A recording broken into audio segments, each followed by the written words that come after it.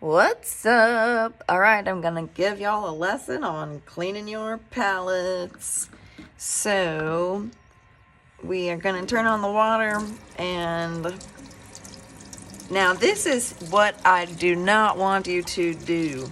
Sit here and wait for the water to wash everything off. What you need to do is be a little bit more proactive, and I would use a paintbrush to sort of wipe out what's already there. This way you are not spending so much time at the sink. And also this can help clean your brushes a little bit. I'm gonna go ahead and I want to do this until the water is clear. When the water is clear, then that means all of the paint is off of the palette, which is what we want to be nice and clean for the next person. All right, good to go.